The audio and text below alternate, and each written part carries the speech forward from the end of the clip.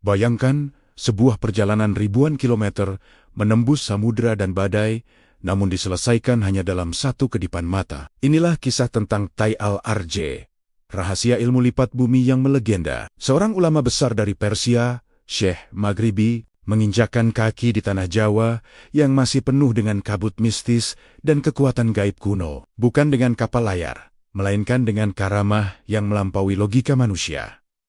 Bagaimana mungkin ruang dan waktu bisa ditekuk hanya demi sebuah misi suci? Apa yang sebenarnya beliau temukan di jantung Pulau Jawa yang membuatnya harus berhadapan dengan penguasa jin penunggu kawah gunung? Simak perjalanan rahasia ini sampai habis. Karena apa yang akan kalian dengar mungkin akan mengubah cara kalian melihat dunia nyata. Sebelum kita masuk ke kisah lengkapnya, mari kita bangun energi positif di kolom komentar. Klik tombol subscribe sebagai bentuk dukunganmu pada syiar sejarah ini, dan mari kita aminkan doa ini bersama.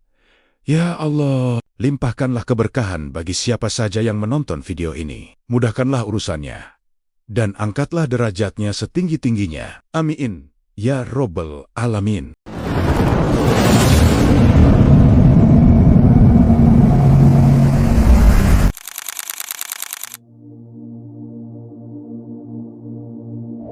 Di sebuah masa, ketika peta dunia masih digambar dengan tinta emas dan keberanian, di jantung kekaisaran Persia yang agung, hiduplah seorang pencari kebenaran sejati, bernama Syekh Maghribi. Beliau bukanlah sekadar ulama yang menghabiskan waktu di balik tumpukan kitab, melainkan seorang pengelana ruhani yang tapak kakinya telah mencium debu di berbagai belahan bumi Allah.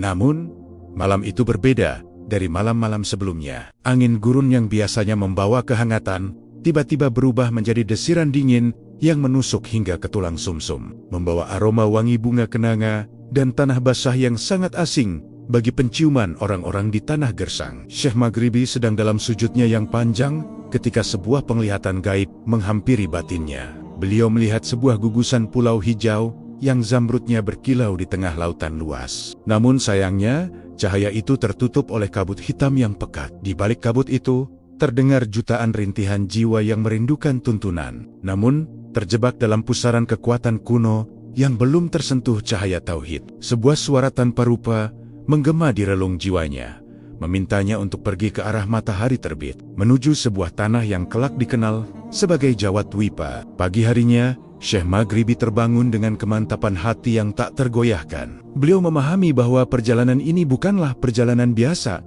yang bisa ditempuh dengan kapal kayu atau karavan unta selama berbulan-bulan. Jarak antara Persia dan Nusantara adalah ribuan mil laut yang penuh dengan badai dan perompak. Namun, bagi mereka yang telah mencapai makom kemuliaan tertentu, jarak hanyalah angka dan ruang hanyalah lipatan kain di tangan Sang Pencipta. Beliau mulai mengemasi jubahnya yang sederhana, sebuah tongkat kayu dan sekantong kecil kurma. Tidak ada perpisahan yang megah, tidak ada iring-iringan murid, karena misi ini adalah rahasia antara sang hamba dengan Tuhannya. Sebelum melangkah keluar dari gerbang kota, Syekh Maghribi duduk bersimpuh di atas hamparan pasir yang luas. Beliau mulai merapalkan doa-doa rahasia.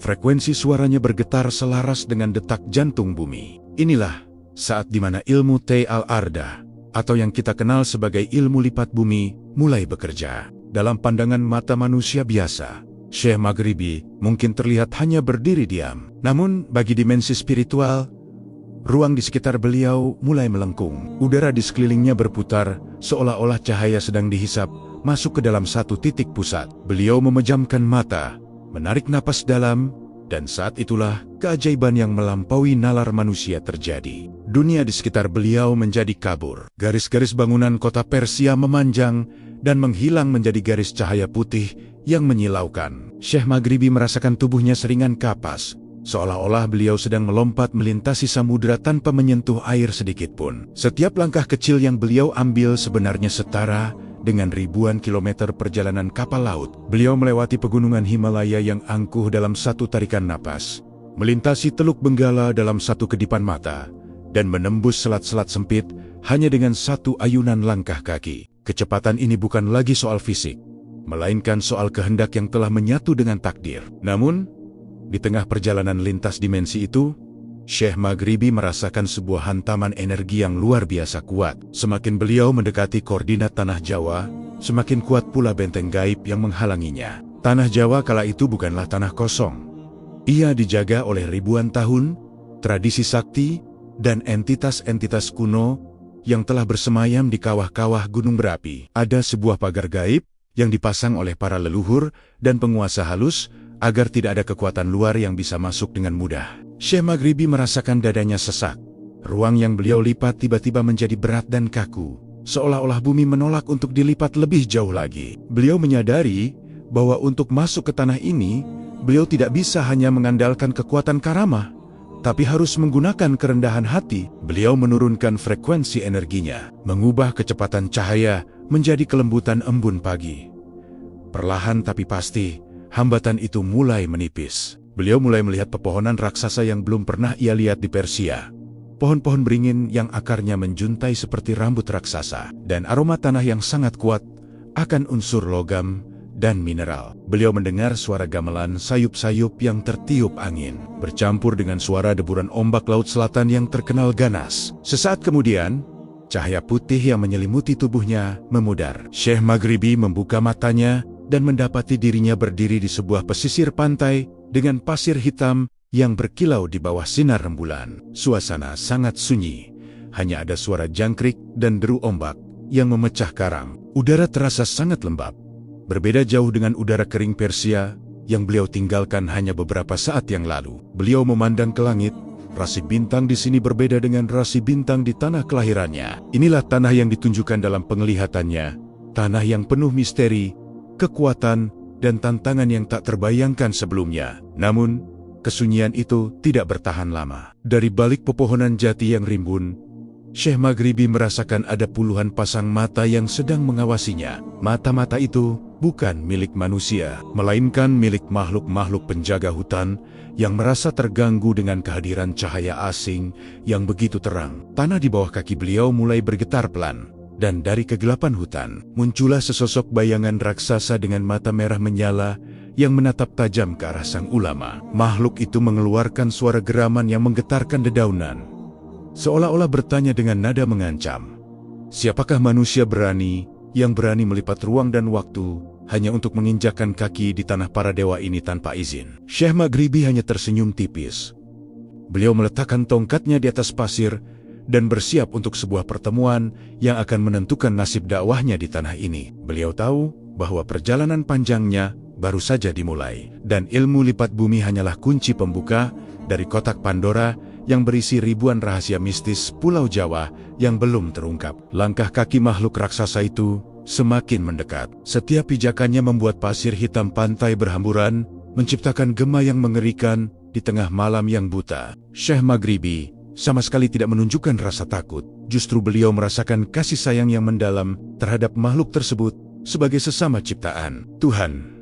Beliau mulai melafalkan selawat dengan suara yang sangat lembut. Namun setiap suku kata yang keluar dari lisan beliau seolah berubah menjadi gelombang energi yang menenangkan. Makhluk raksasa yang tadinya beringas itu tiba-tiba terhenti. Kepalanya miring seolah kebingungan menghadapi kekuatan yang tidak menyerang, namun justru merangkul. Namun, ketenangan itu diganggu oleh sebuah tawa melengking dari kejauhan. Sebuah tawa yang mengandung kekuatan magis yang sangat pekat. Suara itu berasal dari seorang pertapa tua yang duduk di atas batu karang besar yang selama ini menjadi penguasa batin di wilayah pesisir tersebut. Pertapa itu merasa terusik karena ilmu kanuragannya mendeteksi adanya getaran asing yang mampu menembus pagar gaib Pulau Jawa tanpa merusaknya. Bagi sang pertapa, ini adalah tantangan terbuka. Ia berdiri, jubah hitamnya berkibar tertiup angin laut, dan tangannya mulai membentuk segel-segel kuno yang memanggil petir dari langit yang cerah. Syekh Maghribi menyadari bahwa ujian pertamanya di tanah ini bukanlah melawan setan, melainkan meyakinkan manusia yang merasa dirinya paling sakti. Beliau harus menunjukkan bahwa ilmu lipat bumi yang ia miliki bukanlah untuk kesombongan, melainkan jembatan untuk menyatukan dua peradaban yang berbeda. Sang pertapa itu kemudian melompat dari karang, melesat bagaikan bayangan hitam yang siap menerjang Syekh Maghribi dengan pukulan yang konon bisa menghancurkan gunung. Tepat sebelum hantaman itu mengenai tubuhnya, Syekh Maghribi kembali menggunakan teknik lipat bumi dalam skala kecil. Beliau tidak berpindah tempat menjauh, namun beliau melipat ruang tepat di depan dadanya, membuat serangan sang pertapa seolah-olah melewati lubang cacing dan keluar di arah yang berbeda. Sang pertapa terkejut bukan main. Ia merasa pukulannya mengenai sasaran, namun tangannya hanya menyentuh udara kosong yang bergetar. Ia mencoba menyerang berkali-kali dengan kecepatan yang luar biasa. Namun Syekh Maghribi tetap berdiri tenang di posisi yang sama. Hanya dengan sedikit gerakan jemari yang melipat dimensi di sekelilingnya. Kejadian ini membuat sang pertapa sadar bahwa ia sedang berhadapan dengan seseorang yang memiliki tingkatan ilmu yang belum pernah ia dengar dalam naskah-naskah kuno manapun. Di saat itulah Syekh Maghribi membuka suaranya. Sebuah kalimat pendek namun mengandung getaran yang membuat sang pertapa jatuh berlutut. Karena beratnya energi yang menekan pundaknya, beliau tidak menggunakan kekerasan. Namun kata-katanya mampu membedah sanubari sang pertapa hingga ke akar-akarnya. Beliau menceritakan tentang maksud kedatangannya, tentang cahaya yang ia lihat dari Persia, dan tentang persaudaraan antar hamba Tuhan. Sang pertapa yang tadinya penuh amarah, kini tertunduk lesu. Namun, di matanya tersimpan sebuah rahasia besar. Ia memperingatkan Syekh Maghribi bahwa meskipun ia bisa mengalahkannya, tantangan sesungguhnya ada di pusat Pulau Jawa, di sebuah tempat di mana para penguasa kegelapan sedang berkumpul untuk menghalangi kedatangan sang pembawa cahaya. Sang pertapa memberikan sebuah peringatan terakhir bahwa ada satu sosok yang sangat ditakuti, seorang penyihir kuno yang telah bersumpah untuk meminum darah siapapun yang mencoba mengubah tatanan gaib di tanah ini. Syekh Maghribi menerima peringatan itu dengan tenang. Beliau tahu bahwa perjalanannya akan semakin berbahaya. Namun, sebelum ia sempat bertanya lebih lanjut tentang sosok misterius tersebut, sang pertapa tiba-tiba menghilang menjadi butiran asap hitam, meninggalkan sebuah benda kecil yang tergeletak di atas pasir pantai. Syekh Maghribi memungut benda itu. Sebuah kristal hitam yang berdenyut, seolah-olah benda itu memiliki nyawa sendiri. Kristal itu adalah kunci, namun juga bisa menjadi kutukan bagi siapa saja yang memegangnya. Beliau memandang ke arah hutan gelap di depannya, di mana suara-suara aneh mulai terdengar kembali. Kali ini, lebih banyak dan lebih menekan. Langit yang tadinya cerah, mendadak tertutup awan merah darah. Pertanda bahwa kehadiran Syekh Maghribi telah memicu reaksi berantai di dunia gaib Nusantara. Tanpa beliau sadari, ribuan mata dari dimensi lain kini sedang mengincarnya, menunggu saat yang tepat untuk menyeretnya masuk ke dalam kegelapan yang abadi. Apa sebenarnya kristal hitam yang ditinggalkan sang pertapa itu? Dan siapakah sosok penyihir kuno yang dimaksud? Yang konon memiliki kemampuan untuk membelah bumi dan memanggil badai api hanya dengan satu tarikan napas. Rahasia ini akan mulai terkuak saat Syekh Maghribi melangkahkan kakinya masuk lebih dalam ke jantung hutan keramat. Tempat di mana hukum alam tidak lagi berlaku dan di mana ilmu lipat bumi miliknya akan diuji hingga batas maksimalnya. Berdiri di ambang kegelapan hutan yang seolah memiliki nyawa sendiri, Syekh Maghribi menggenggam kristal hitam pemberian sang pertapa dengan penuh kewaspadaan. Udara di sekelilingnya kini terasa lebih berat, bukan karena kelembapan tropis yang pekat, melainkan karena tekanan energi dari ribuan entitas yang telah menghuni hutan ini sejak ribuan tahun sebelum peradaban manusia mengenal tulisan. Beliau melangkah perlahan. Setiap pijakannya di atas rasah, daun kering tidak mengeluarkan suara sedikit pun. Sebuah teknik pengendalian fisik yang hanya dimiliki oleh para pengelana tingkat tinggi. Hutan keramat ini bukanlah sekadar kumpulan pepohonan besar, melainkan labirin dimensi di mana waktu bisa melambat atau bahkan berhenti sama sekali bagi mereka yang tidak memiliki benteng batin yang kuat. Pohon-pohon jati dan beringin di sini memiliki batang yang begitu lebar, dengan akar-akar yang menonjol keluar dari tanah, seperti otot-otot raksasa yang siap mencengkram siapa saja yang berani lewat tanpa izin. Syekh Maghribi menyadari bahwa untuk menembus jantung hutan ini, beliau harus menggunakan rahasia terdalam dari ilmu lipat bumi yang tidak hanya memindahkan fisik, namun juga menyelaraskan frekuensi ruhani dengan alam sekitarnya. Rahasia ilmu ini terletak pada pemahaman bahwa bumi adalah hamparan sajadah yang luas, dan bagi Tuhan, tidak ada jarak yang jauh antara satu titik dengan titik lainnya. Beliau mulai mengatur napasnya, menyelaraskan denyut jantungnya dengan getaran frekuensi hutan tersebut. Di dalam batinnya, beliau melihat bahwa ruang di depannya sebenarnya bukanlah penghalang, melainkan tirai-tirai tipis yang bisa disibakan. Saat itulah, penglihatan beliau mulai berubah. Pepohonan yang tadinya tampak padat, kini terlihat transparan, memperlihatkan aliran energi berwarna hijau tua dan ungu yang mengalir di dalam tanah dan udara. Inilah yang disebut sebagai garis ley atau urat bumi. Jalur-jalur gaib yang digunakan oleh para makhluk halus untuk berpindah tempat secara instan. Namun, saat Syekh Maghribi mencoba melipat ruang untuk melompati jarak menuju pusat hutan, kristal hitam di tangannya mendadak panas membara. Kristal itu seolah menjadi magnet bagi energi negatif yang bertebaran di udara. Tiba-tiba, dari balik kabut yang muncul entah dari mana, muncullah sosok-sosok bayangan yang menyerupai prajurit kuno dengan zirah yang telah berkarat dan mata yang kosong. Mereka bukan lagi makhluk gaib biasa, melainkan sisa-sisa kutukan dari peperangan masa lalu yang terperangkap di hutan ini. Mereka mengepung Syekh Maghribi, mengacungkan tombak-tombak berkarat yang ujungnya mengeluarkan api hitam. Syekh Maghribi tahu bahwa kekerasan fisik tidak akan mempan melawan bayangan masa lalu ini. Beliau pun duduk bersimpuh, meletakkan tongkatnya secara melintang di depan kakinya, dan mulai merapalkan rahasia ilmu lipat bumi tingkat lanjut yang disebut dengan istilah Kabdul Ardah. Dalam teknik ini, Syekh Maghribi tidak memindahkan tubuhnya, melainkan beliau menarik titik tujuan agar mendekat ke arahnya. Sekara visual hutan di sekitar beliau tampak mengerut, seperti kain yang ditarik kuat-kuat. Para prajurit bayangan itu menjadi bingung saat melihat pemandangan di sekitar mereka berubah secara drastis. Dalam sekejap mata, gunung yang tadinya jauh di ufuk barat tiba-tiba tampak berada di depan mata. Sementara pantai yang baru saja ditinggalkan Syekh Maghribi kini telah lenyap tertutup lipatan dimensi. Namun, penggunaan ilmu ini di tanah yang masih liar seperti Jawa memiliki konsekuensi besar. Bumi di bawah kakinya mulai meraung, mengeluarkan suara gemuruh dari perut kawah-kawah vulkanik yang merasa terganggu oleh pergeseran ruang yang mendadak ini. Syekh Maghribi merasakan guncangan hebat, seolah-olah tanah yang ia pijak berusaha melemparkannya keluar dari dimensi ini. Di tengah guncangan itu, sebuah suara tawa menggelegar kembali terdengar, namun kali ini jauh lebih kuat dan penuh wibawa. Dari tengah pusaran kabut merah, muncul sesosok wanita dengan pakaian kebesaran layaknya ratu zaman dahulu. Namun wajahnya tertutup cadar tipis yang memancarkan aura dingin. Inilah sosok yang diperingatkan oleh Sang Pertapa, penguasa gerbang gaib hutan keramat, yang dikenal sebagai sang penjaga urat bumi.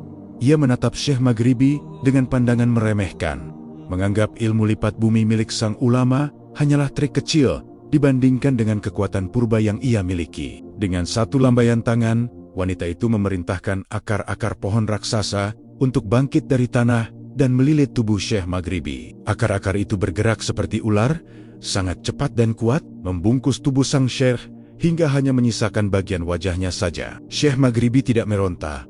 Beliau justru memejamkan mata dan tersenyum. Beliau berbisik lembut bahwa bumi ini milik Tuhan, dan tidak ada satupun makhluk yang bisa mengklaim kepemilikan atas ruang yang diciptakan oleh Sang Khalik. Mendengar ucapan itu, Sang Ratu Gaib merasa murka. Ia meningkatkan tekanan pada lilitan akar tersebut, berusaha meremukan tulang-tulang sang ulama. Namun, keajaiban terjadi. Tubuh Syekh Maghribi tiba-tiba menjadi lunak seperti air, lalu perlahan-lahan menyatu dengan akar pohon tersebut. Beliau menggunakan rahasia ilmu lipat bumi untuk melipat dirinya sendiri masuk ke dalam pori-pori alam semesta. Sang ratu terbelalak saat melihat korbannya menghilang begitu saja di depan matanya, tanpa meninggalkan bekas sedikit pun. Beberapa detik kemudian, Syekh Maghribi muncul kembali tepat di belakang sang ratu, berdiri tenang dengan kristal hitam yang kini bercahaya putih terang. Kristal hitam yang tadinya merupakan kutukan, kini telah dimurnikan oleh energi spiritual Syekh Maghribi. Cahaya dari kristal itu menyinari seluruh hutan,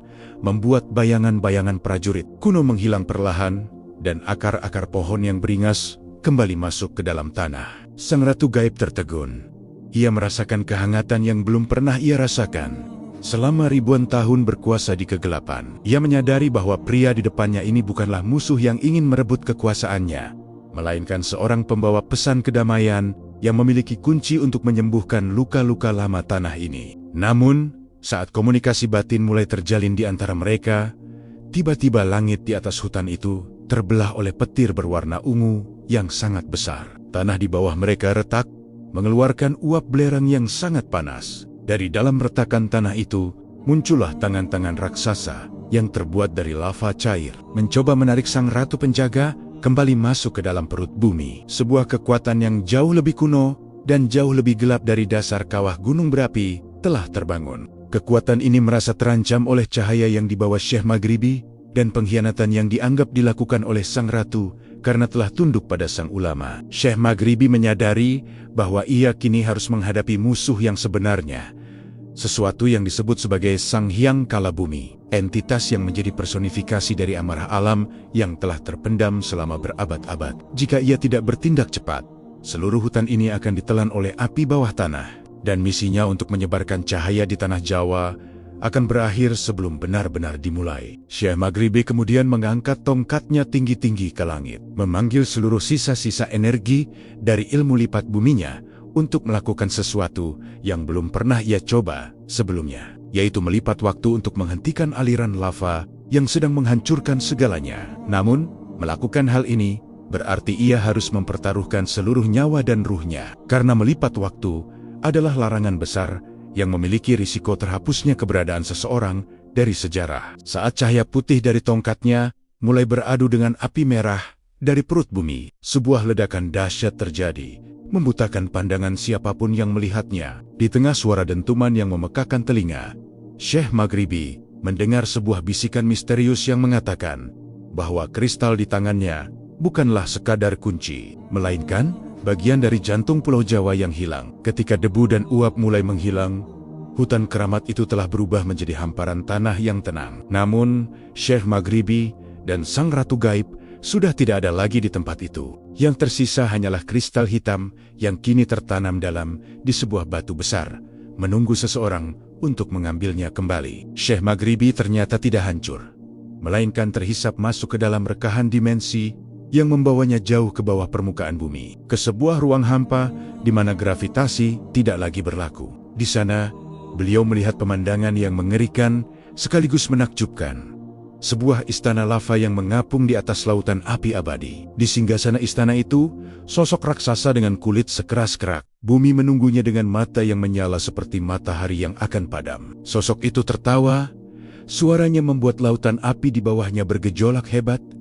Ia merasa telah berhasil memisahkan sang ulama dari dunia atas. Syekh Maghribi kini berdiri sendirian di atas jembatan sempit yang terbuat dari energi murni, menghadapi penguasa terdalam tanah Jawa yang menuntut bayaran atas setiap inci tanah yang telah beliau lipat. Tanpa perlindungan sinar matahari dan tanpa bantuan siapapun, beliau harus memutar otak bagaimana menggunakan sisa energinya untuk bertahan di tempat di mana oksigen pun terasa seperti bara api yang membakar paru-paru. Sementara itu, di dunia, atas kristal hitam yang tertanam di batu mulai berdenyut, mengeluarkan frekuensi aneh yang mengundang sosok penyihir kuno dari utara untuk datang menjemput kekuatan yang selama ini ia incar. Berada di tengah lautan api yang tak berujung, Syekh Maghribi merasakan setiap pori-pori kulitnya seperti ditusuk oleh ribuan jarum api. Di dalam istana lava yang mengapung itu, hukum alam yang beliau kenal di permukaan bumi seolah tidak lagi berlaku. Udara yang beliau hirup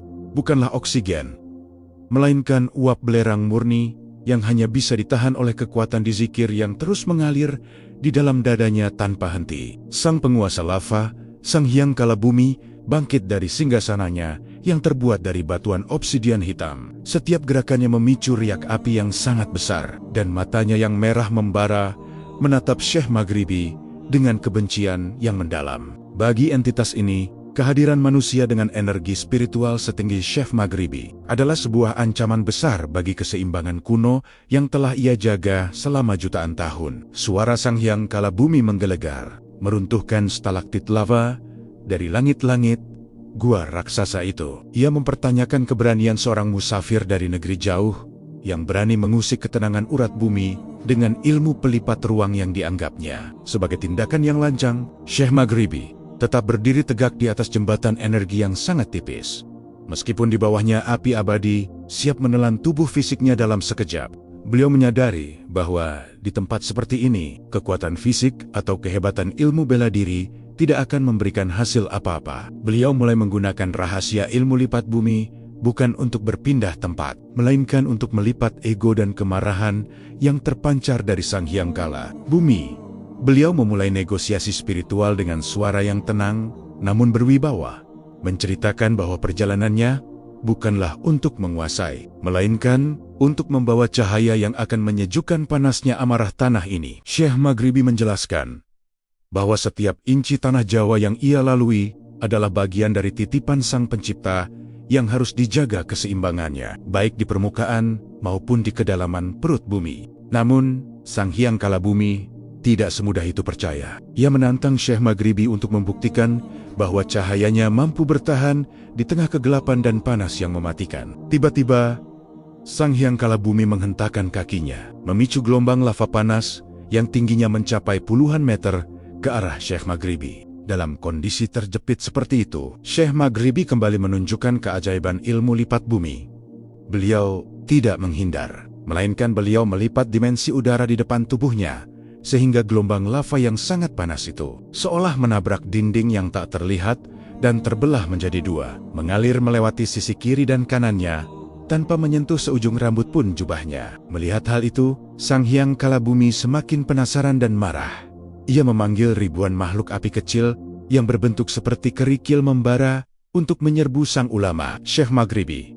Kemudian duduk bersila, memejamkan mata, dan mulai memutar tongkat kayunya dengan gerakan yang sangat lambat. Di sekeliling beliau, ruang mulai berputar, menciptakan sebuah pusaran energi yang menyedot semua serangan makhluk api tersebut masuk ke dalam lipatan dimensi yang hampa. Dalam keheningan meditasinya di tengah kekacauan itu, Syekh Maghribi merasakan bahwa Sang Hyang Kalabumi sebenarnya sedang menderita. Entitas ini bukanlah makhluk jahat sepenuhnya. Ia adalah penjaga yang merasa kesepian dan tertekan oleh beban dosa manusia di permukaan yang merusak keseimbangan alam. Syekh Maghribi mulai mengirimkan getaran kedamaian melalui saluran batin. Beliau menunjukkan gambaran masa depan, di mana tanah Jawa akan menjadi tempat subur yang penuh dengan kemuliaan jika energi panas di perut bumi ini dikelola dengan kebijaksanaan. Sang penguasa lava terdiam.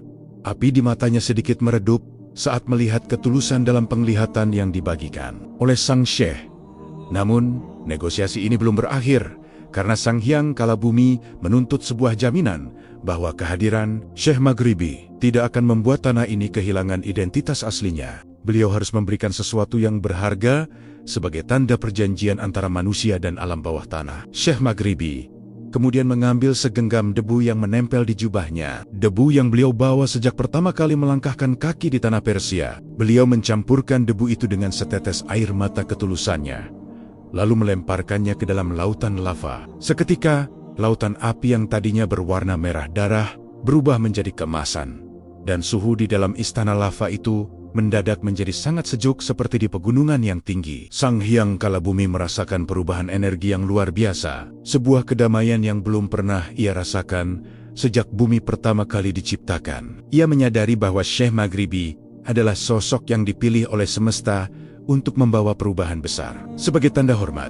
Sang Hyang Kalabumi memberikan sebuah rahasia kepada sang ulama, sebuah petunjuk tentang bagaimana cara menggunakan ilmu lipat bumi untuk menyatukan hati manusia yang terpecah belah di permukaan tanah Jawa. Namun, di tengah momen kesepakatan itu, sebuah bayangan hitam muncul di dinding istana lava. Bayangan itu berasal dari sihir kuno sang penyihir utara yang telah berhasil melacak keberadaan Syekh Maghribi melalui kristal hitam yang tertanam di permukaan bumi. Sihir itu mencoba merusak negosiasi tersebut dengan mengirimkan bisikan jahat ke telinga Sang Hyang Kalabumi, mengatakan bahwa Syekh Maghribi hanyalah seorang pencuri yang ingin mengambil jantung Pulau Jawa. Suasana kembali memanas. Sang Hyang Kalabumi kembali ragu dan mulai mengeluarkan aura yang mengancam. Syekh Maghribi tahu bahwa waktunya sudah sangat sempit. Beliau harus segera kembali ke permukaan untuk menghentikan sang penyihir sebelum kristal hitam itu jatuh ke tangan yang salah. Beliau meminta izin kepada Sang Hyang Kalabumi untuk pergi.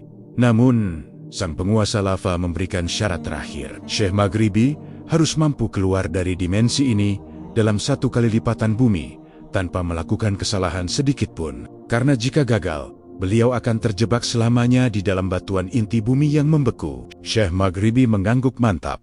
Beliau berdiri dan mengangkat tongkatnya tinggi-tinggi. Beliau mulai memfokuskan seluruh sisa energinya pada satu titik koordinat di permukaan bumi, tepat di mana kristal hitam itu berada. Ruang di dalam istana lava mulai bergetar hebat, lebih kuat dari guncangan sebelumnya. Syekh Maghribi menarik napas dalam, memanggil kekuatan iman yang paling murni, dan dalam satu hentakan kaki, beliau melipat seluruh dimensi bawah tanah tersebut. Tubuhnya berubah menjadi seberkas cahaya putih yang melesat menembus lapisan-lapisan batuan, magma, dan akar-akar pohon yang tebal. Kecepatan ini begitu luar biasa, hingga waktu seolah-olah berjalan mundur. Beliau melewati dimensi waktu di mana tanah Jawa masih berupa lautan, lalu melesat kembali ke masa kini dalam hitungan sepersekian detik.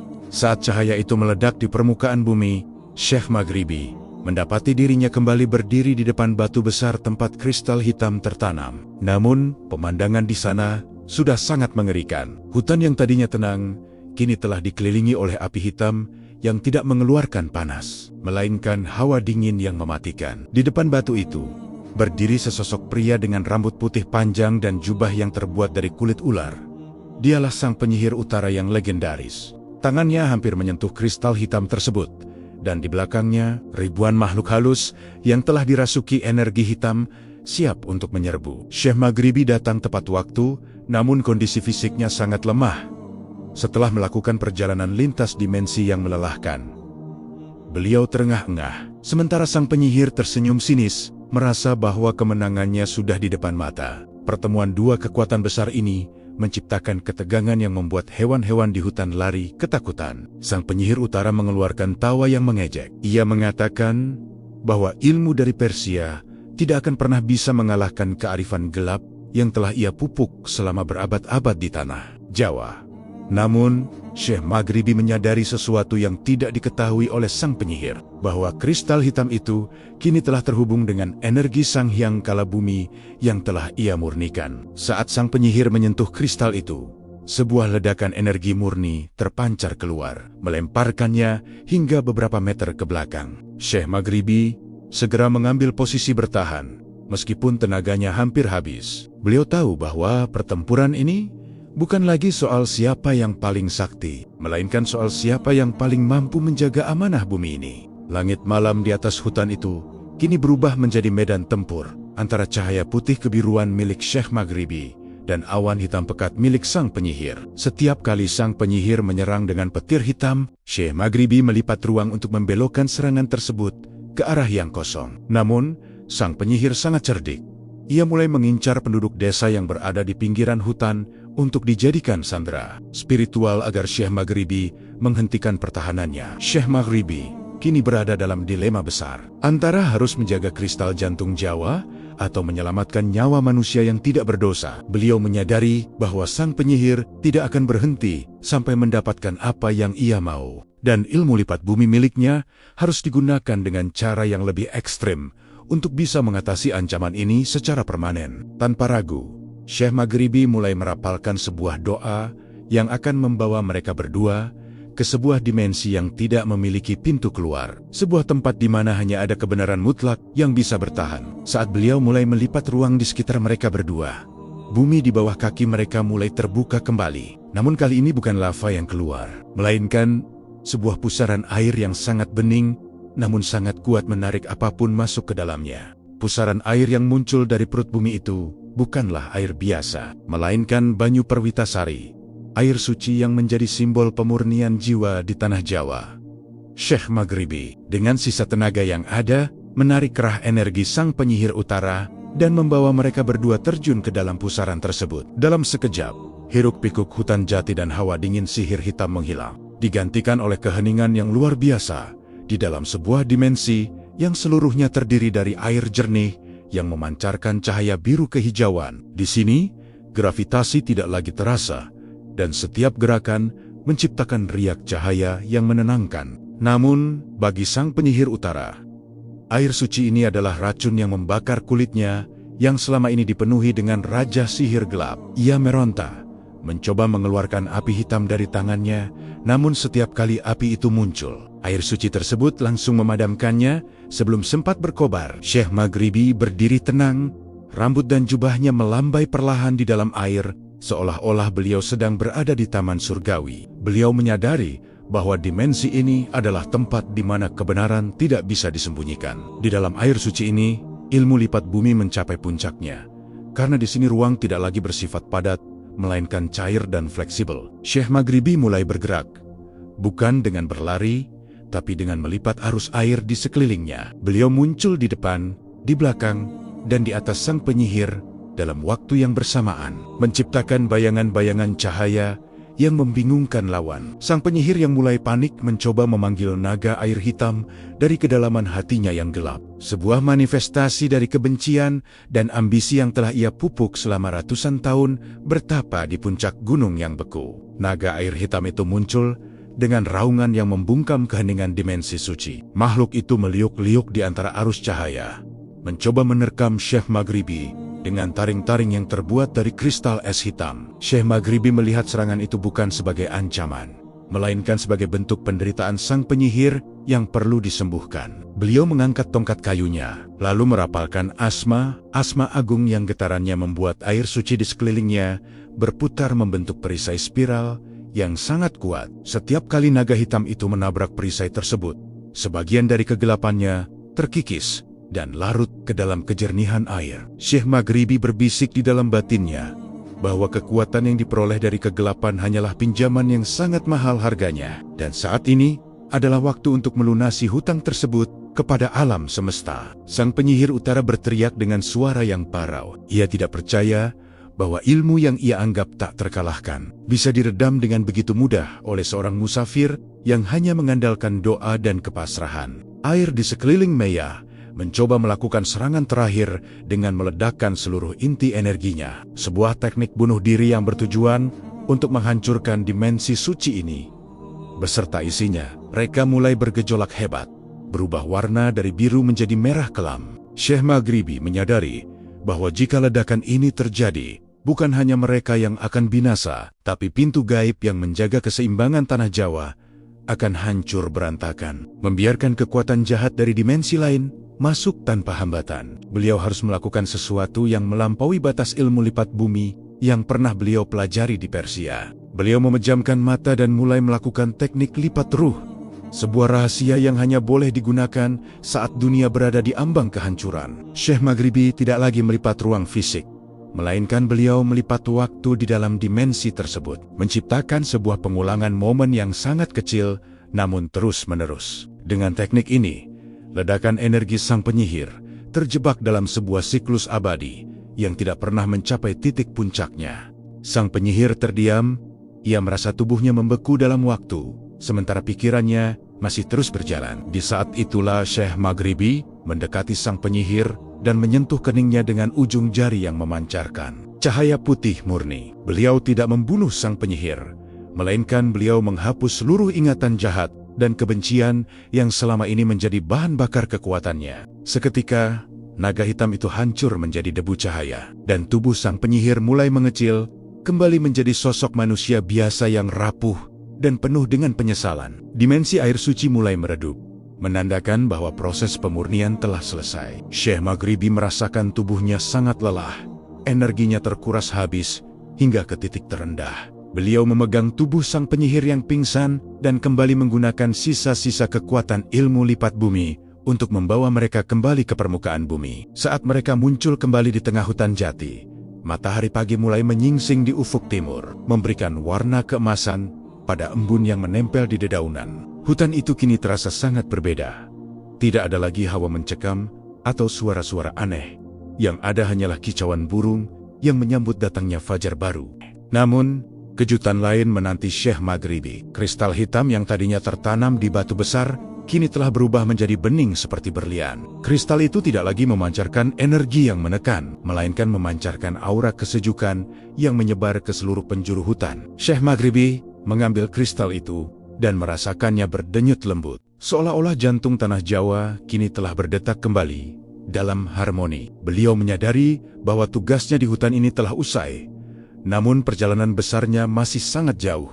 Beliau harus membawa kristal ini ke tempat yang seharusnya, sebuah titik pusat di mana energi langit dan bumi bertemu, agar cahaya ini bisa tersebar merata ke seluruh Nusantara. Saat beliau bersiap untuk melangkah, dari balik pepohonan muncullah sekelompok penduduk desa yang dipimpin oleh seorang tetua. Mereka telah menyaksikan cahaya-cahaya aneh yang muncul dari hutan semalam, dan datang dengan rasa takut sekaligus penasaran. Melihat Syekh Maghribi yang berdiri anggun dengan jubah yang bersih, meskipun baru saja melewati pertempuran hebat, mereka langsung bersimpuh. Sang tetua desa menceritakan bahwa selama bertahun-tahun, desa mereka dihantui oleh penyakit dan kegelapan. Namun pagi ini, semua orang yang sakit tiba-tiba sembuh, dan mata air yang kering mendadak mengalirkan air yang sangat jernih. Syekh Maghribi tersenyum dan memberikan petuah pertama beliau di tanah Jawa tentang pentingnya menjaga kebersihan hati dan rasa syukur kepada Sang Pencipta. Beliau kemudian menitipkan sang penyihir yang kini telah kehilangan ingatannya kepada penduduk desa agar dirawat dan diajarkan cara hidup yang benar. Syekh Maghribi tahu bahwa setiap jiwa memiliki kesempatan untuk kembali fitrah. Beliau berjalan meninggalkan desa tersebut, menuju ke arah pegunungan yang menjulang tinggi di tengah pulau. Beliau merasakan ada panggilan kuat dari arah sana, sebuah getaran energi yang jauh lebih besar dan lebih tua dari apapun yang pernah beliau temui. Ilmu lipat bumi miliknya memberikan tanda bahwa di sana terdapat sebuah pintu gerbang yang menghubungkan tanah Jawa dengan karajan-karajan besar di masa lalu yang masih memegang teguh rahasia alam semesta. Namun, di tengah perjalanan menuju pegunungan tersebut, Syekh Maghribi melihat sebuah fenomena aneh di langit. Awan-awan membentuk formasi seperti barisan prajurit yang sedang menuju ke arah selatan. Beliau merasakan bahwa meskipun sang penyihir utara telah dikalahkan, ada kekuatan lain yang lebih terorganisir yang sedang bergerak. Kekuatan ini tidak berasal dari dunia gaib, melainkan dari dunia nyata. Sebuah kerajaan besar yang merasa terancam dengan perubahan energi yang dibawa oleh sang ulama. Syekh Maghribi menyadari bahwa kini beliau tidak hanya akan berhadapan dengan makhluk halus atau penyihir, tetapi juga dengan politik, kekuasaan, dan pasukan manusia yang memiliki senjata tajam. Langkah kaki beliau terhenti sejenak saat melihat seorang penunggang kuda dengan seragam kebesaran kerajaan menghadang jalannya di sebuah persimpangan. Penunggang kuda itu membawa sebuah gulungan surat dengan stempel kerajaan yang sangat resmi. Ia menyampaikan pesan bahwa sang raja ingin bertemu dengan orang sakti dari barat yang telah menggemparkan dunia gaib Jawa. Syekh Maghribi tahu bahwa undangan ini bisa menjadi jembatan dakwah, namun bisa juga menjadi jebakan mematikan yang telah disiapkan oleh para penasehat raja yang dengki. Beliau memegang tongkatnya erat-erat, merasakan getaran kristal bening di saku jubahnya, dan mulai melangkah mengikuti penunggang kuda tersebut menuju pusat kekuasaan yang penuh dengan intrik. Di kejauhan, istana megah dengan menara-menara tinggi mulai terlihat di balik kabut pagi. Syekh Maghribi melihat dengan mata batinnya bahwa di dalam istana tersebut terdapat sebuah pusaka kuno yang sedang bereaksi dengan keberadaan kristal yang beliau bawa. Pusaka itu adalah keris legendaris yang konon bisa membelah lautan dan memanggil petir. Jika kristal bening dan keris itu bertemu, maka sebuah kekuatan besar akan tercipta. Kekuatan yang bisa membawa kedamaian abadi atau justru kehancuran total bagi seluruh tanah Jawa. Syekh Maghribi kini harus mempersiapkan mental dan ruhaninya untuk memasuki medan pertempuran yang berbeda. Sebuah medan di mana kata-kata dan kebijaksanaan akan menjadi senjata yang lebih tajam daripada ilmu lipat bumi manapun yang pernah ia gunakan sebelumnya. Mengikuti langkah penunggang kuda kerajaan, Syekh Maghribi berjalan melintasi gapura-gapura batu raksasa yang dijaga ketat oleh prajurit bersenjata lengkap. Atmosfer di dalam istana ini sangat berbeda dengan kesunyian hutan atau panasnya perut bumi. Di sini, udara dipenuhi dengan aroma kemenyan, bunga sesajen, dan ketegangan politik yang tersembunyi di balik senyum para bangsawan. Setiap pasang mata menatap sang ulama dengan tatapan yang beragam. Ada yang kagum melihat wibawa tenangnya, namun tidak sedikit yang menaruh curiga dan kebencian. Syekh Maghribi berjalan dengan kepala tegak, namun tetap rendah hati.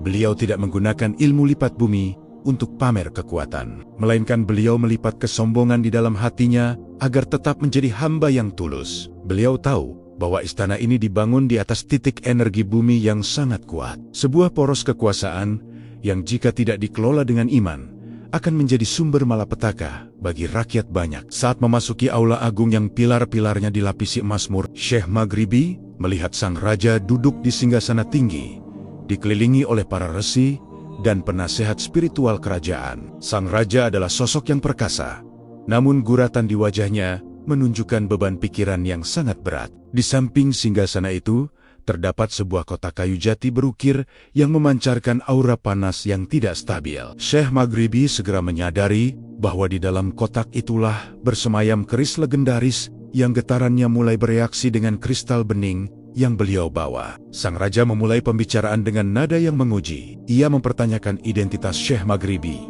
dan apa tujuannya datang dari tanah Persia yang sangat jauh hanya untuk mengusik tatanan gaib yang sudah mapan di Jawa Dwipa. Diplomasi ini bukan sekadar adu argumen, melainkan pertempuran batin antara kekuasaan duniawi dan kebijaksanaan samawi. Syekh Maghribi menjawab dengan suara yang lembut, namun menggetarkan dinding aula. Beliau menceritakan tentang persaudaraan universal manusia dan bagaimana sebuah negeri yang besar akan hancur jika pemimpinnya hanya mengandalkan kekuatan senjata dan sihir tanpa dasar keadilan yang murni. Para penasehat raja mulai merasa terpojok oleh kata-kata sang syekh. Mereka mencoba memprovokasi raja dengan mengatakan bahwa Syekh Maghribi adalah ancaman bagi kepercayaan leluhur. Namun, sang raja yang bijak merasakan ada sesuatu yang berbeda dari sang ulama ini. Beliau melihat ketenangan yang tidak dibuat-buat dan cahaya yang memancar dari wajahnya. Sang raja kemudian menawarkan sebuah tantangan. Jika Syekh Maghribi memang membawa kebenaran, beliau harus mampu menenangkan keris pusaka kerajaan yang sedang mengamuk dan telah memakan nyawa banyak empu yang mencoba merawatnya. Kotak jati itu dibuka, dan seketika seisi ruangan dipenuhi oleh hawa merah yang membara. Keris itu bergetar hebat di atas bantal bludru, mengeluarkan suara mendenging yang menusuk telinga hingga membuat beberapa prajurit jatuh pingsan. Ini adalah ujian nyata bagi ilmu lipat bumi milik Syekh Maghribi. Beliau tidak mendekati keris itu dengan tangan kosong, melainkan beliau mulai melakukan teknik lipat energi, di mana beliau menarik semua hawa panas di ruangan itu dan memadatkannya ke dalam satu titik fokus di telapak tangannya. Beliau melangkah perlahan menuju keris yang sedang murka tersebut, sambil melafalkan ayat-ayat suci yang mengandung frekuensi kedamaian.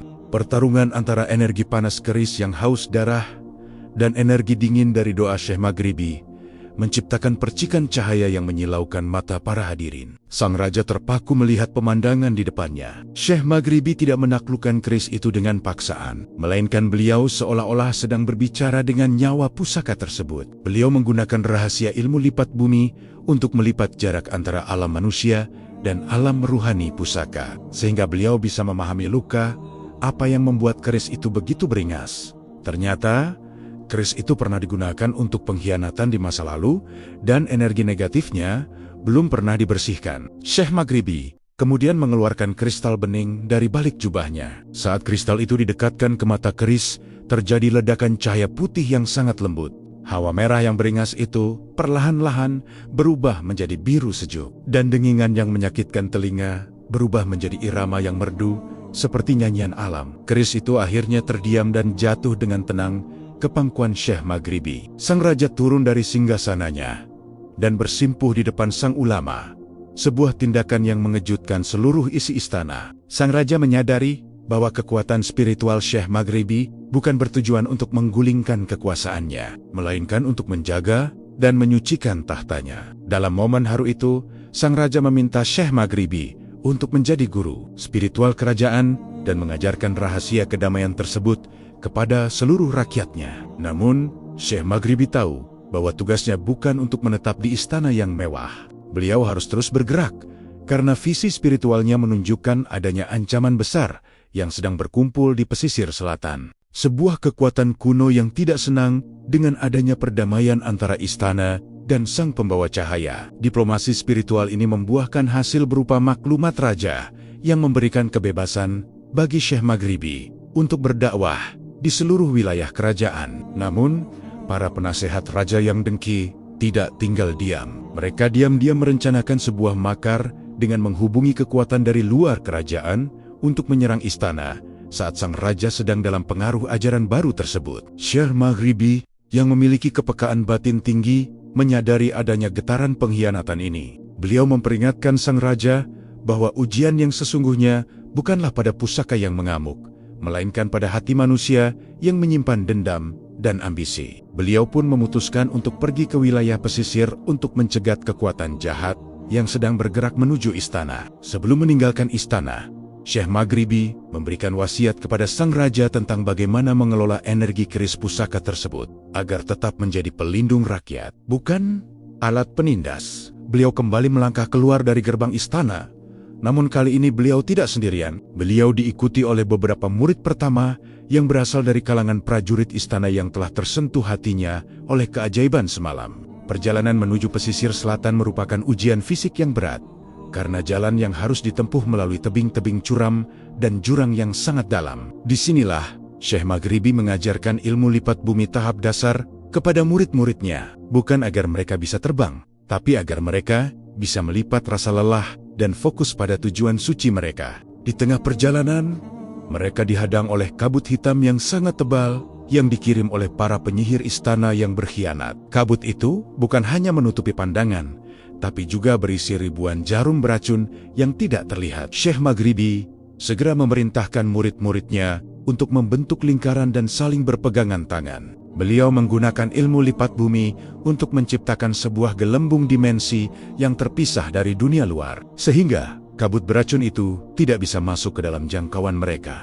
Namun, dari balik kabut itu, terdengar suara tawa yang sangat dikenal oleh Syekh Maghribi. Suara yang mengingatkannya pada pertempuran di dalam kawah lava. Rupanya, Sang Hyang kala bumi tidak sepenuhnya melepaskannya. Ia mengirimkan utusan-utusannya untuk menguji sekali lagi, apakah Syekh Maghribi layak membawa kristal bening itu ke pesisir selatan. Pertempuran di lereng tebing ini menjadi sangat dramatis, karena murid-murid Syekh Maghribi harus berhadapan dengan makhluk-makhluk bayangan yang keluar dari kabut hitam. Syekh Maghribi harus membagi konsentrasinya antara menjaga perisai dimensi dan memberikan arahan kepada murid-muridnya untuk bertahan. Beliau menyadari bahwa para pengkhianat di istana telah bekerja sama dengan entitas kegelapan yang sangat kuat. Dalam satu gerakan yang cepat, Syekh Maghribi menggunakan tongkatnya untuk memukul tanah, menciptakan getaran yang membuyarkan kabut hitam tersebut secara paksa. Namun, saat kabut menghilang, mereka menyadari bahwa mereka tidak lagi berada di lereng tebing yang tadi, melainkan telah berpindah ke sebuah pantai yang ombaknya setinggi rumah. Pantai Parangkusumo yang legendaris dengan pasir hitamnya yang bergejolak. Di pantai inilah, Syekh Maghribi melihat pemandangan yang paling mengerikan dalam hidupnya. Lautan seolah-olah terbelah, dan dari dalamnya muncul ribuan prajurit gaib yang dipimpin oleh seorang panglima berkuda tanpa kepala. Ini bukanlah sekadar gangguan kecil, melainkan sebuah invasi dari kerajaan laut yang merasa wilayahnya terusik oleh energi kristal bening. Syekh Maghribi menyadari bahwa diplomasi spiritual di istana raja hanyalah awal dari perang besar yang sesungguhnya. Beliau harus berhadapan dengan penguasa samudra yang memiliki kekuatan untuk menenggelamkan seluruh pulau Jawa dalam satu kedipan mata. Sementara murid-muridnya gemetar ketakutan, Syekh Maghribi justru melangkah menuju ke bibir pantai, menantang ombak raksasa tersebut dengan satu tangan yang memegang kristal bening tinggi-tinggi ke langit. Tepat saat ombak raksasa itu akan menghantam pantai, Syekh Maghribi melakukan sesuatu yang tidak pernah terbayangkan oleh siapapun.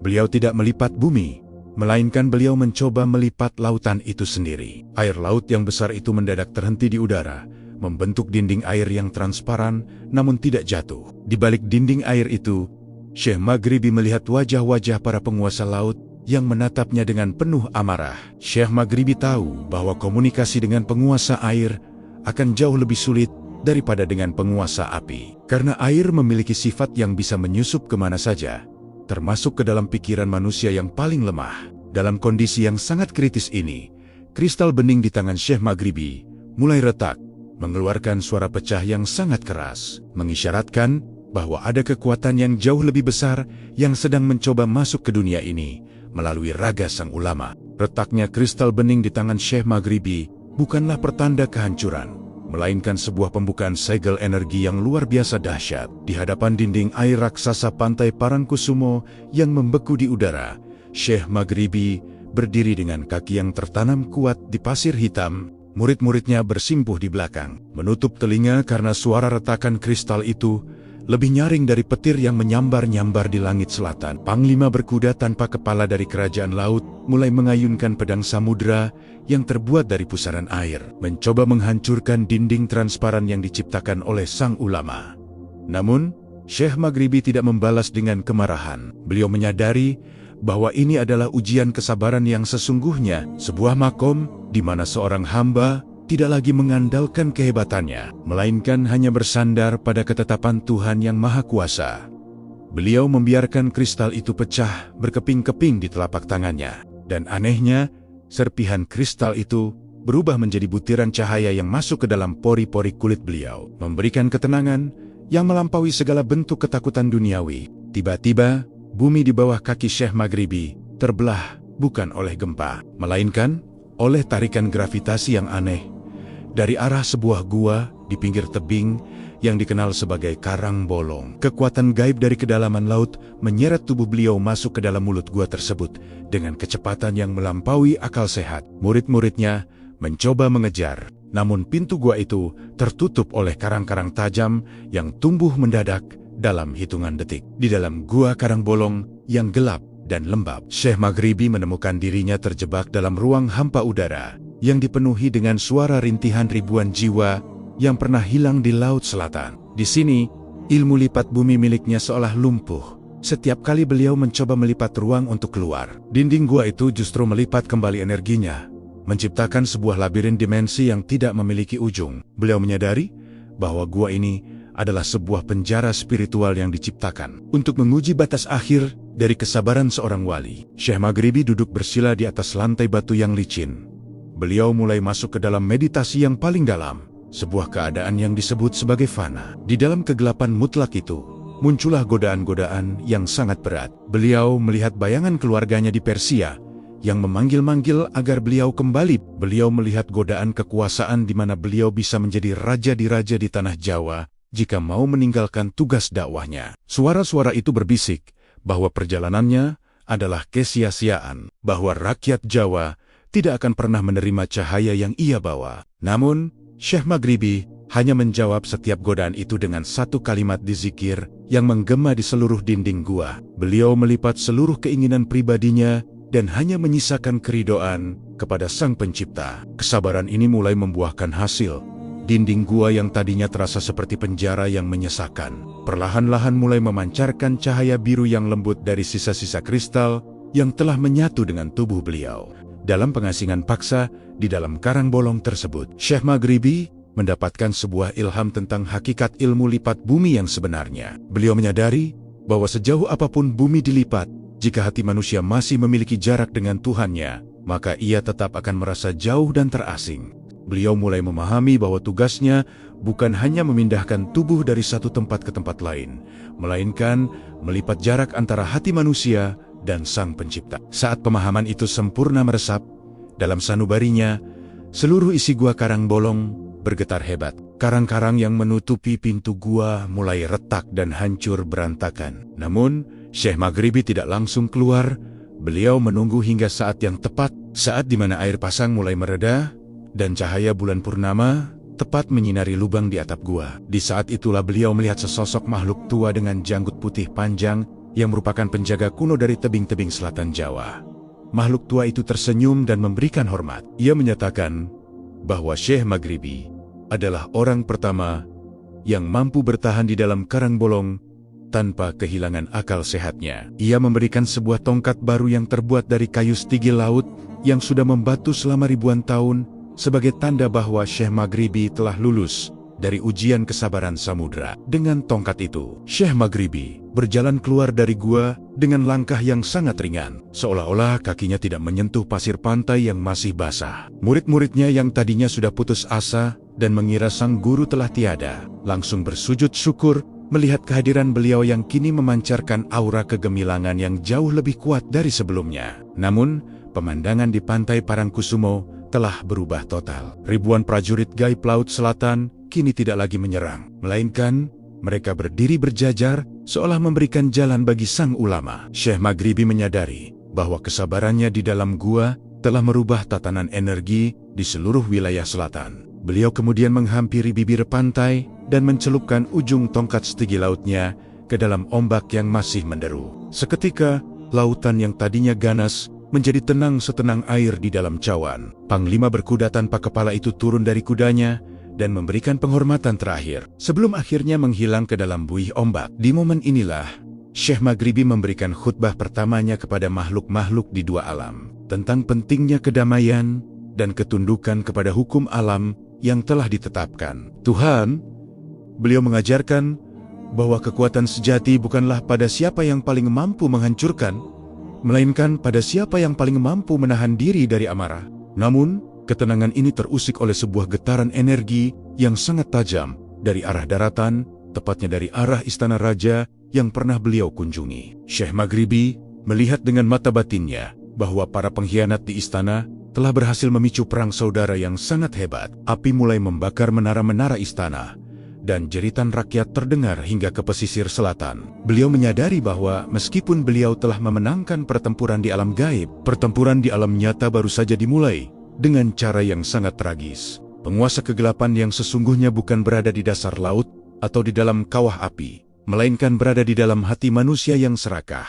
Beliau harus segera kembali ke istana menggunakan ilmu lipat bumi yang kini telah mencapai tingkat kesempurnaan, di mana beliau bisa membawa seluruh muridnya berpindah tempat dalam satu tarikan napas. Saat Syekh Maghribi mulai merapalkan doa untuk melipat bumi menuju istana, langit di atas pantai Parangkusumo mendadak berubah menjadi merah darah.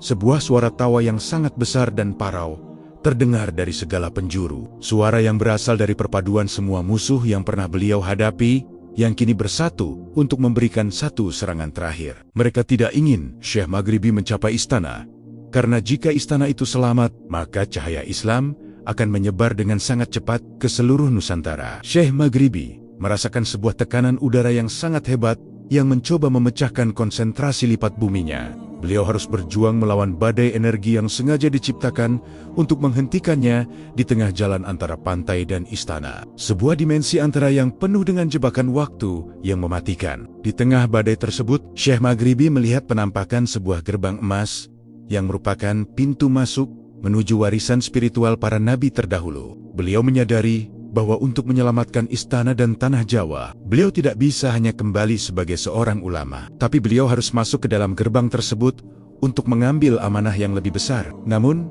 masuk ke gerbang emas itu berarti beliau harus meninggalkan tubuh fisiknya untuk sementara di tengah medan tempur badai energi tersebut. Beliau memberikan instruksi terakhir kepada murid-muridnya untuk tetap menjaga zikir mereka agar tubuh beliau tidak hancur ditarik oleh kekuatan jahat. Syekh Maghribi kemudian memejamkan mata, dan dalam satu lompatan ruh yang sangat cepat, beliau meninggalkan raganya dan melesat masuk ke dalam gerbang emas, sementara badai energi di sekeliling murid-muridnya semakin mengganas, siap menelan siapapun yang memiliki keraguan di dalam hati. Di dalam gerbang emas itu, Syekh Maghribi menemukan sebuah kenyataan yang mengejutkan tentang asal-usul tanah Jawa dan hubungannya dengan tanah Persia yang selama ini tersembunyi. Beliau melihat bahwa ada sebuah benang merah spiritual yang menyatukan seluruh peradaban besar di dunia. Beliau diberikan sebuah kunci berupa kalimat rahasia yang bisa mematikan segala jenis sihir hitam yang ada di muka bumi hanya dengan sekali ucap. Namun, kunci itu harus dibayar dengan pengorbanan yang sangat besar, yaitu beliau tidak akan pernah bisa kembali lagi ke tanah kelahirannya di Persia secara fisik. Syekh Maghribi tanpa ragu menerima perjanjian tersebut demi keselamatan rakyat Jawa yang kini sedang menderita di bawah bayang-bayang perang saudara. Saat beliau memegang kunci rahasia itu, tubuh ruhani beliau meledak menjadi jutaan butiran cahaya yang kembali ke raganya di pantai Parangkusumo dengan kekuatan yang tidak tertandingi. Saat Syekh Maghribi membuka matanya kembali di pantai, badai energi yang tadi menyerang langsung musnah seketika, berubah menjadi hujan bunga yang sangat wangi. Murid-muridnya terbangun dari zikir mereka dengan wajah yang bersinar. Tanpa membuang waktu, Syekh Maghribi menghentakkan tongkat setingginya ke tanah, dan dalam sekejap, mereka semua sudah berada di tengah halaman istana yang sedang terbakar. Pemandangan di sana sungguh memilukan. Mayat-mayat bergelimpangan, dan sang raja sedang terkepung oleh para penasehatnya yang telah berubah menjadi makhluk-makhluk mengerikan akibat pengaruh sihir hitam. Syekh Maghribi berdiri di tengah kekacauan itu dengan tenang. Beliau mulai mengucapkan kalimat rahasia yang ia dapatkan dari gerbang emas.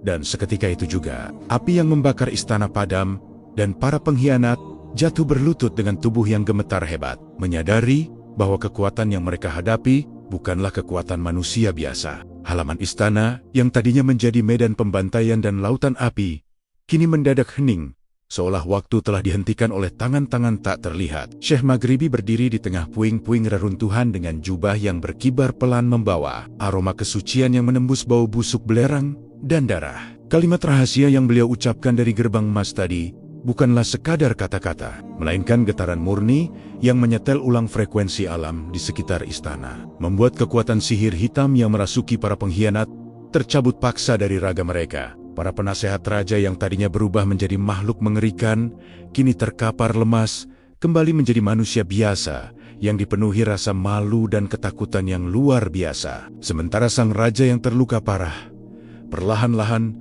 merasakan aliran energi hangat masuk ke dalam lukanya, menutup setiap robekan daging dan menyambung kembali tulang yang patah dalam hitungan detik. Syekh Maghribi mendekati sang raja, memberikan senyum yang menenangkan, lalu memerintahkan para muridnya untuk memberikan pertolongan kepada rakyat yang menjadi korban tanpa membeda-bedakan kawan maupun lawan. Pemulihan istana ini menjadi tonggak sejarah baru, di mana ilmu lipat bumi digunakan oleh Syekh Maghribi untuk melipat masa duka menjadi masa kebangkitan yang sangat cepat. Beliau mengajak penduduk dan prajurit untuk bersama-sama membangun kembali reruntuhan dengan semangat gotong royong yang kelak akan menjadi jati diri bangsa. Namun, Syekh Maghribi menyadari bahwa warisan yang sesungguhnya bukanlah pada bangunan fisik yang megah, melainkan pada pondasi spiritual yang harus ditanamkan jauh ke dalam jiwa setiap orang agar kegelapan serupa tidak pernah kembali lagi. Beliau memutuskan untuk menetap sejenak di wilayah pesisir Parangkusumo, sebuah tempat yang memiliki keterikatan batin paling kuat selama perjalanannya, untuk mendirikan sebuah pusat pengajaran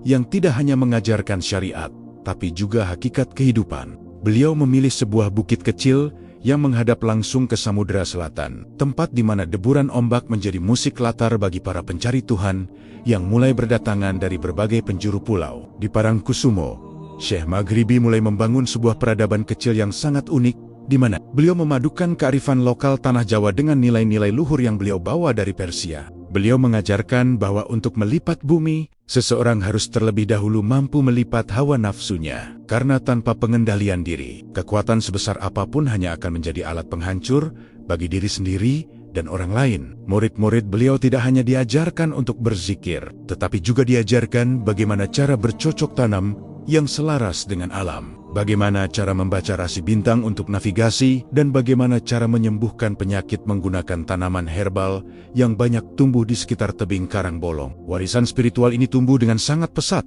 mengubah wilayah yang tadinya dikenal sebagai daerah angker dan penuh dengan praktik pemujaan kegelapan menjadi wilayah yang penuh dengan cahaya ilmu dan kedamaian. Suatu hari, ketika matahari sedang tergelincir di ufuk barat memberikan warna jingga yang memukau di atas pasir hitam, Syekh Maghribi mengumpulkan seluruh murid dan penduduk desa di tepi pantai Parangkusumo. Beliau melakukan sebuah demonstrasi terakhir tentang ilmu lipat bumi yang akan selalu dikenang sebagai peristiwa agung. Beliau tidak memindahkan dirinya sendiri, melainkan beliau melipat cahaya matahari, sehingga waktu maghrib terasa berjalan lebih lambat untuk memberikan kesempatan bagi semua orang melaksanakan ibadah dengan khusyuk. Di momen itulah, beliau menjelaskan bahwa karamah atau keajaiban bukanlah tujuan utama dari seorang hamba, melainkan kesetiaan pada tugas kemanusiaan dan pengabdian kepada Sang Pencipta adalah segalanya. Beliau menekankan bahwa ilmu lipat bumi adalah simbol bahwa bagi Allah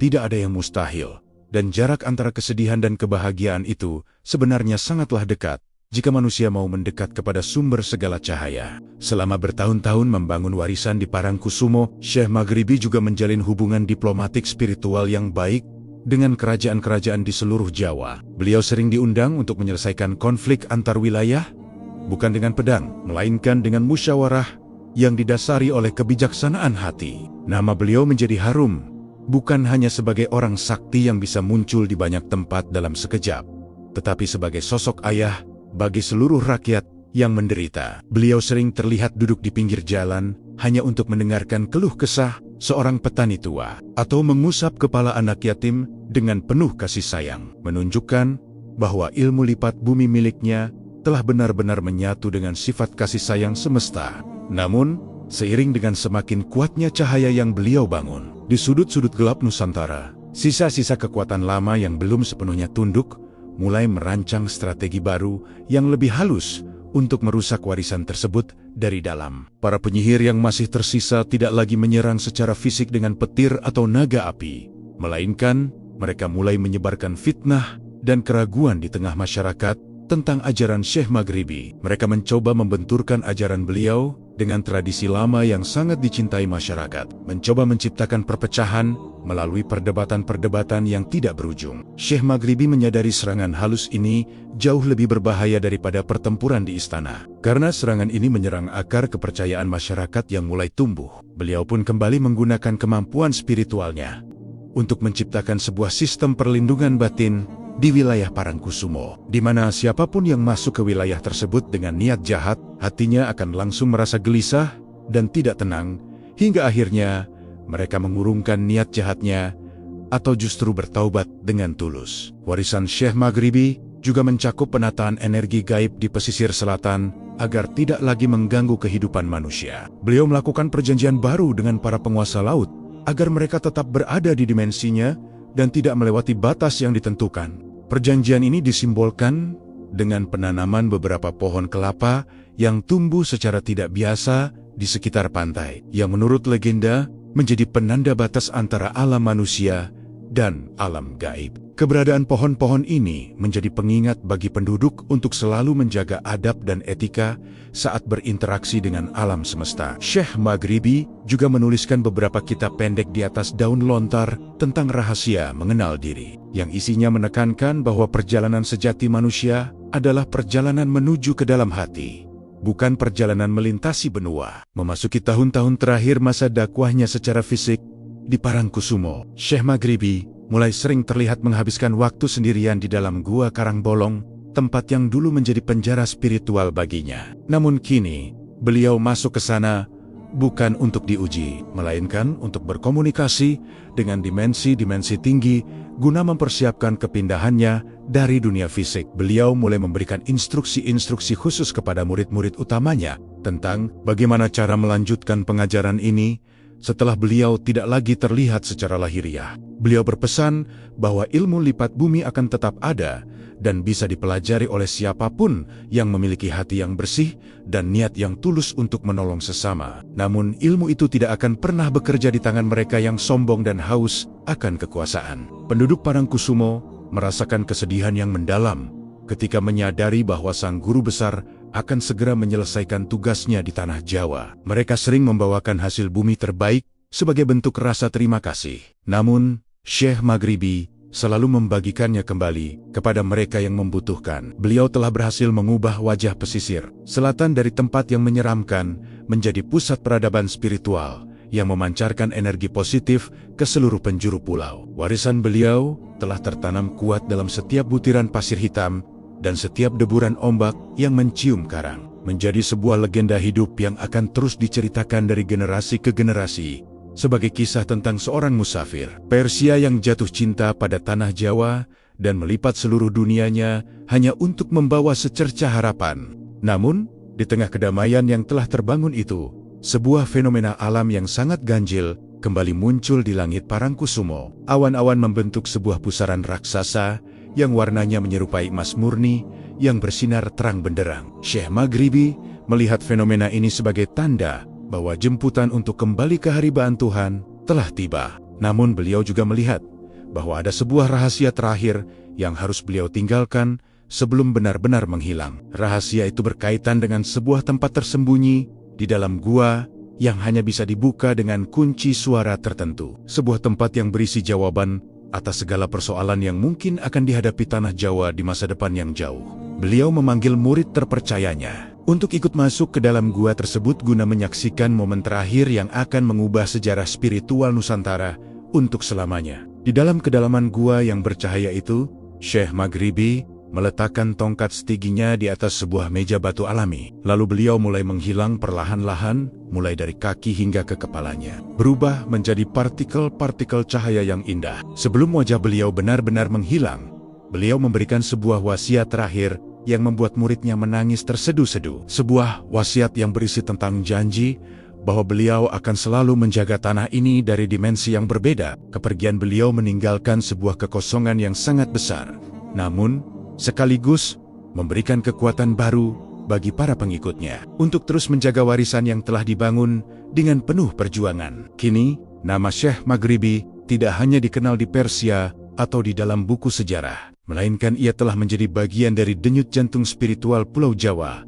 yang tidak akan pernah padam oleh waktu. Butiran cahaya yang memancar dari tubuh Syekh Maghribi di dalam kedalaman gua Karangbolong semakin lama semakin terang, memenuhi seluruh ruangan hingga dinding-dinding batu yang keras seolah-olah berubah menjadi transparan. Murid terpercayanya yang menyaksikan kejadian ini bersimpuh dengan air mata yang mengalir deras, merasakan sebuah energi yang sangat sejuk, sekaligus sangat berwibawa, menyelimuti seluruh jiwanya. Ini bukanlah kematian dalam pengertian manusia biasa, melainkan sebuah proses moksa atau menghilang dalam cahaya. Sebuah tingkatan tertinggi dari ilmu lipat bumi, di mana sang ulama tidak lagi melipat ruang di luar dirinya, melainkan melipat eksistensi fisiknya kembali ke dalam cahaya keilahian yang murni. Syekh Maghribi tidak meninggalkan jasad, tidak meninggalkan harta. Beliau hanya meninggalkan sebuah aroma wangi bunga surgawi yang tidak pernah pudar, meskipun ribuan tahun telah berlalu sejak saat itu. Suara beliau terdengar untuk terakhir kalinya